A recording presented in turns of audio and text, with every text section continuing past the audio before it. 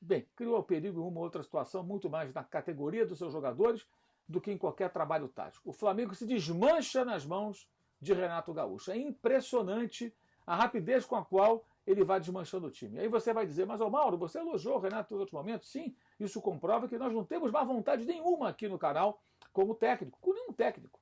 Falamos aquilo que a gente vê. Foi bom, foi bom, foi ruim, foi ruim. Por exemplo, no jogo do Brasileiro contra o Atlético Paranaense, vitória de 3-0 no Maracanã, o Atlético com um time cheio de reservas, né? Só tinha 3 titulares.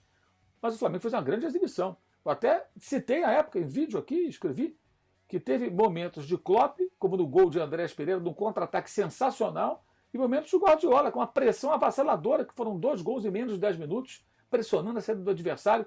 Características que vêm de Jesus, que vêm de Domi, que vêm de Rogério Ceni. O contra-ataque com o Domi era muito bom. Com o Ceni, a pressão no campo do oponente era muito forte. E tudo isso Jesus tinha já antes. Então, os técnicos que sucederam o português, eles mantiveram características importantes do time do Flamengo ou conseguiram recuperar algumas situações. O Renato herdou isso no primeiro momento, mas à medida que os jogos vão passando, os desfalques acontecendo e a necessidade de um técnico que encontre soluções se apresenta, ele não tem como apresentar porque ele não sabe como fazer. É muito claro. Lembrem o jogo contra o Grêmio na zona do rebaixamento, já eliminado da Copa do Brasil pelo próprio Flamengo, se arrastando no campeonato, muito mal. O Grêmio montou uma retranca e fez um gol com Borja de cabeça. E como se toma gol de cabeça, né? Esse time do Flamengo do Renato. Já tomava antes e continua, está até pior agora nesse sentido. E ele depois terminou o jogo com 2 homens no meio campo, 4 atacantes, uma bagunça danada. E fez isso em outras ocasiões.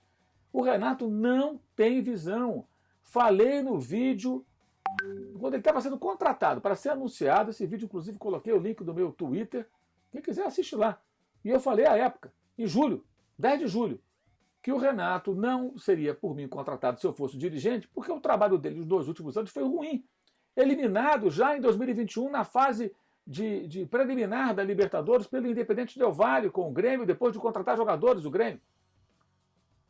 Eliminado de forma cachapante pelo Cuca com o Santos no ano passado, já na virada do ano, mas já na semifinal da Copa Libertadores. O Santos atropelou o Grêmio. Humilhado por Jorge Jesus na temporada anterior.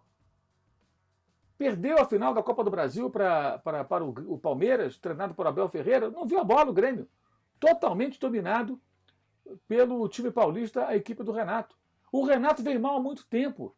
Ele herdou um trabalho do Roger Machado em 2016, conseguiu dar organização, conseguiu títulos com o Grêmio, mas desde a conquista de 2017 da Copa Libertadores, o Renato não faz nada de excepcional. Mesmo o Grêmio tendo um belo time, um conjunto que foi se esfarelando pouco a pouco.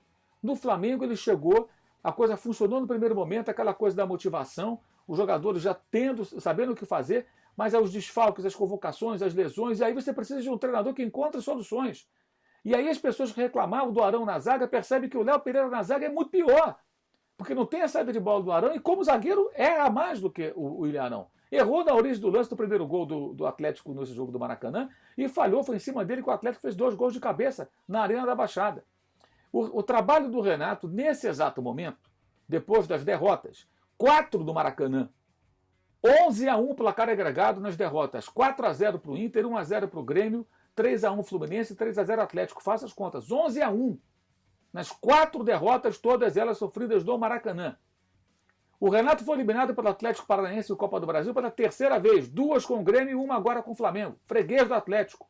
E agora por Alberto Valentim, que havia vencido 1 dos seus 6 primeiros jogos no comando do Furacão e vinha sendo muito criticado pela mídia e pela torcida lá no Paraná.